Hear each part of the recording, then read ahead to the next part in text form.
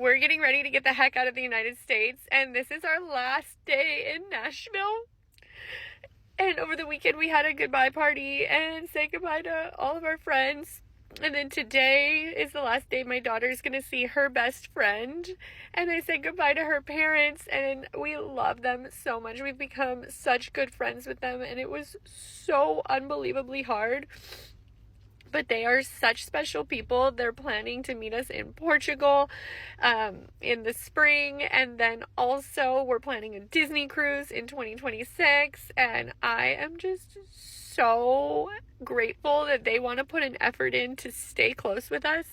And then my son's best friend, I am like best friends with his mom. I love her so much, and we're planning to meet up, and she's planning to come to California while we're still there.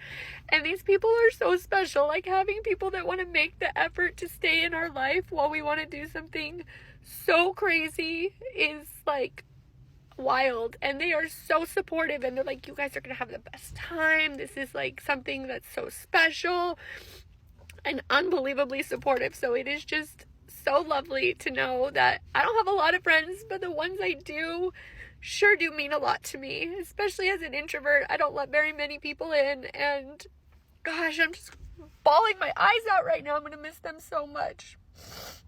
So much. Oh, this is the hardest part. This is by far the hardest part about this. Other than saying goodbye to these people, I am so freaking excited to get the heck out of here.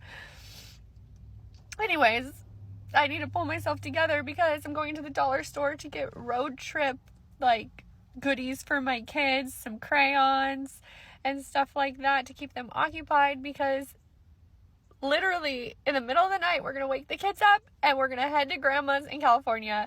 And I cannot wait to get there too. It's such a mixed emotion saying goodbye to Nashville, which I love so much, and then going back to California where I grew up and my like best friends that I've known forever are there. It's just such emotion.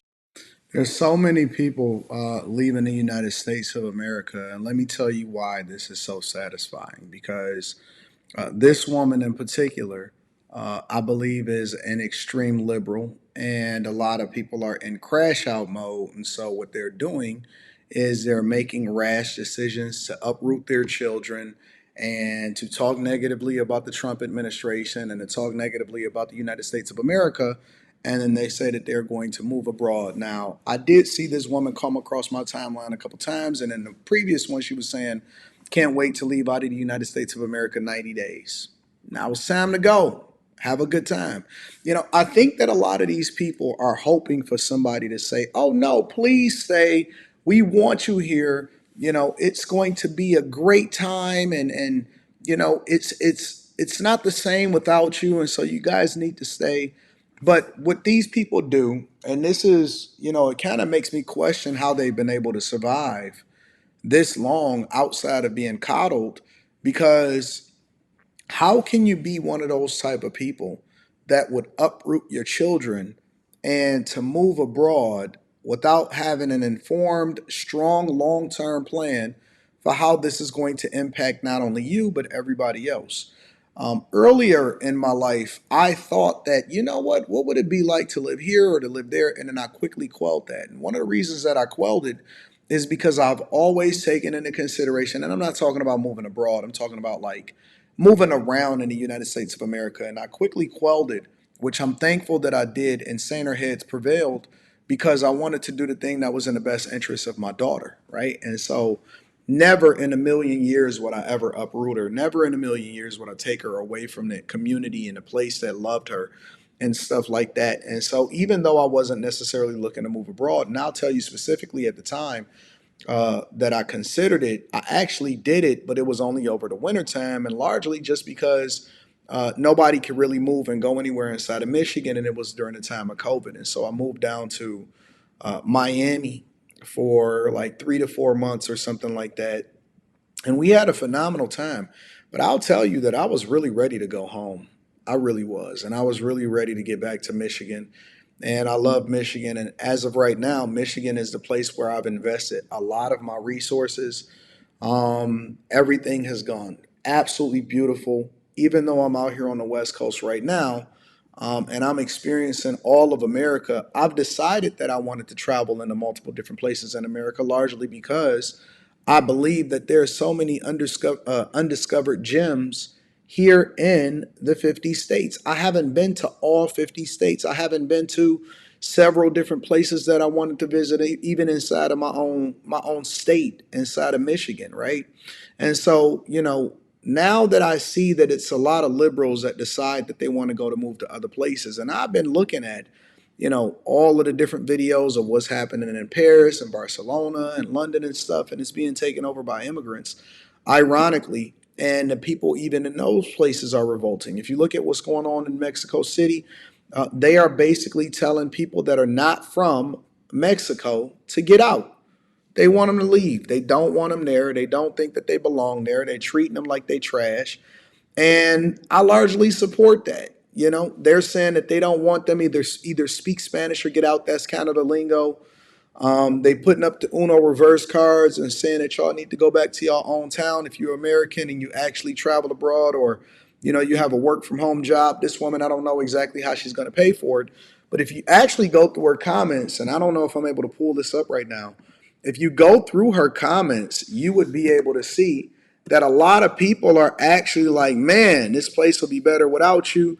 Man, it's going to be awesome with you gone. I'll see if I can pull it up right now. Yep, this is it. I see it right here. And so I'm looking at the video and I'm going to see if I can pull this up on the screen real quick for you guys. But a lot of people are like, okay, cool.